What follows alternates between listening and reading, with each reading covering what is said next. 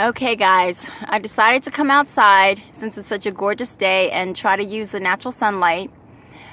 I'm going to show you what the cards look like when you incorporate Daniel chapter 7. We already saw Daniel chapter 2, and now I want you to see what it looks like when you add Daniel chapter 7 to the puzzle, because that's what we'll be doing, adding all the chapters of Daniel and Revelation to get a full picture of the whole prophecy. So you notice here that in Daniel chapter 7 it shows you the lion and the bear, the leopard with 4 heads, the 4th beast with the 10 horns, the 4th beast with the little horn, the 6th period of time, which is the judgment, which is where we're living now, and then when the little horn speaks great words against the Most High, right before he gets destroyed by God's kingdom.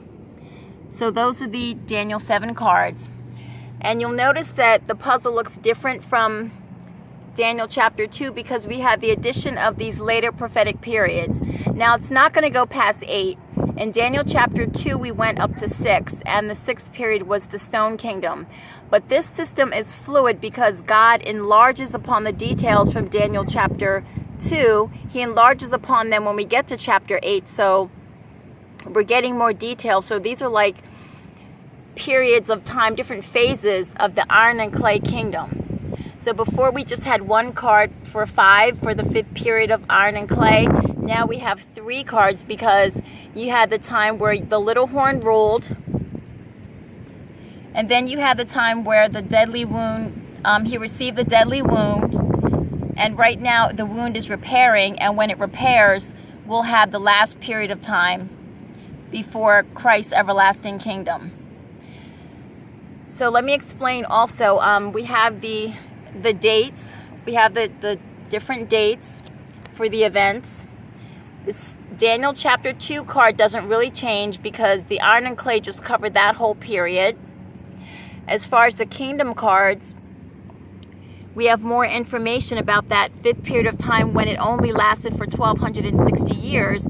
This is pretty much where those events were happening because God's people had been in the pagan Roman Empire, so they still really are. But after the French Revolution, during the 6th period of time, God's people are worldwide. The Bible goes worldwide.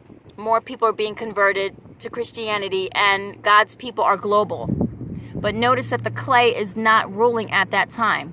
But during the 7th period of time, when we have the mark of the beast, which is what the MB stands for, that's when we're going to have the global union of church and state. So you see that the entire globe is affected at that point. God's people are worldwide. Now, as far as the kings are concerned, you'll see that we have 2 kings. One is the king of iron and the other is the king of clay. And we know who they are. We see here during the 5th period of time, during the 1260, they're together. That's why they're standing together. During the 6th period of time, which is where we are, they're not yet together. They're coming together, but they're not yet.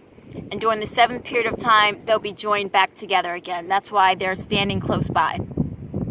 Okay? So I just wanted to explain why the puzzle has gotten longer but also wider because of the periods of time that have been added now. But it's not going to go past 8. There will be subdivisions of 8, but it won't go past 8. So this is what it looks like when you have like a full shot of all the cards with Daniel chapter 7. Okay, thanks for watching.